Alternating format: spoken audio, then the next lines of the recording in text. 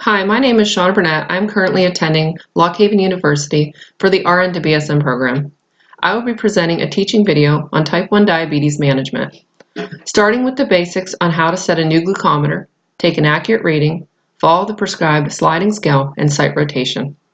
For this demonstration, my volunteers will be Chelsea and her grandmother. Chelsea actually has type 1 diabetes, and her gram will be learning how to care for Chelsea in the event that she is unable to. In this portion of the video, I will be teaching Grandma how to set up a new glucometer meter. This is Chelsea. She has type 1 diabetes and is aware how to check her sugar and set up a new glucometer on her own. This is the glucometer we are going to be using for this demonstration. It is an Easy Max. When you are setting up this Easy Max glucometer, you have to press both buttons at the same time and hold them in. The meter will make a noise when it turns on. To set this meter, you hit the right button and it moves through the menu. You can set the year, your date, your time, and your English or Spanish preference. When it is programmed correctly, it'll talk to you and it'll show a blood drip at the bottom when it is ready for testing. When you're using a strip, you must ensure that your strips are not out of date and that they match the glucometer that you are using. When placing the strip in, it looks like a keypad. Place it into the little hole and make speed.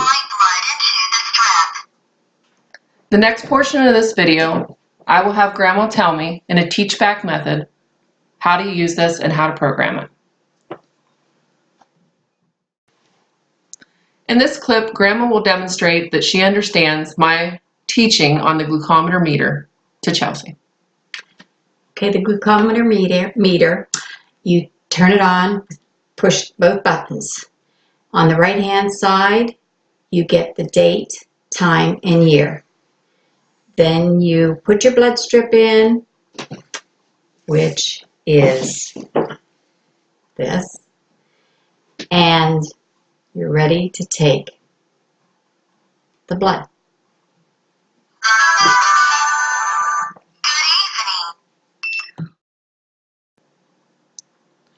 In this portion of our video, Chelsea will be demonstrating how to give herself an insulin shot. Her doctor has provided a sliding scale so that she can use it as a reference on how many units of Humalog to give herself as needed. Her blood glucose was 275 when she checked it. This requires 6 units of insulin.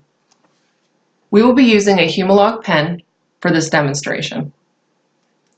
When you have a brand new pen, you need to prime it every time to ensure that insulin gets to the tip of the needle. Chelsea will demonstrate how to do that, and you have to use a new needle every time to avoid infection.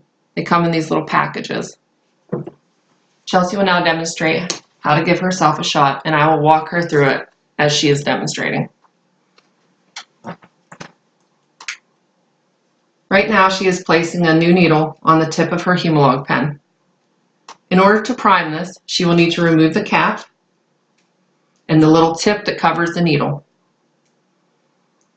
The dial at the base of the pen needs to be turned 1 or 2 units depending on if it is a new pen or if it's been used. You press the bottom of the pen until you see a drip of insulin or a stream come out. This ensures that the pen has been primed correctly. We see a drip coming out. We have chosen Chelsea's abdomen to give her her insulin shot today. The abdomen is one of the best locations to give insulin because it is one of the fastest absorbing areas of the body. There are many other areas, and you must do site rotation to avoid scar tissue. Scar tissue can greatly affect insulin absorption into the body. She will now use an alcohol swab to clean the area that we have selected for her shot.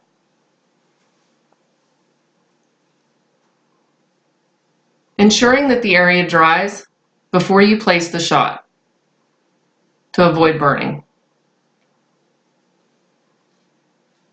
When you're going to apply the shot, you pinch the skin in the area that you have selected, ensuring that you are staying away from the belly button.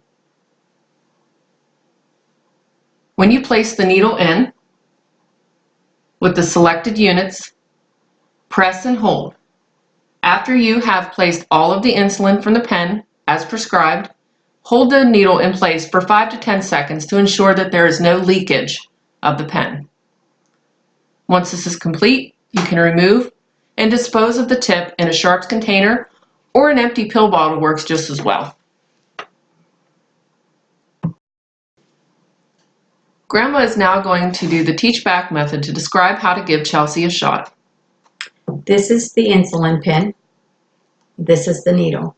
You have to take this off, put the needle on, clean it with a swab, and put it in either her belly, her leg, her thigh, her hip, her arm, and you have to prime it. Make sure you get a drip before you put it in.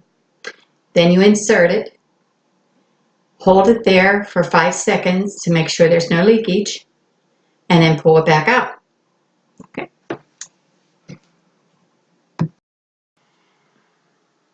Now to summarize the teaching video you have just watched.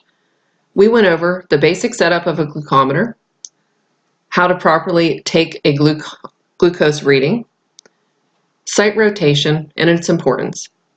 Both the patient and the family member have used verbal teach-back method with me to assure their understanding.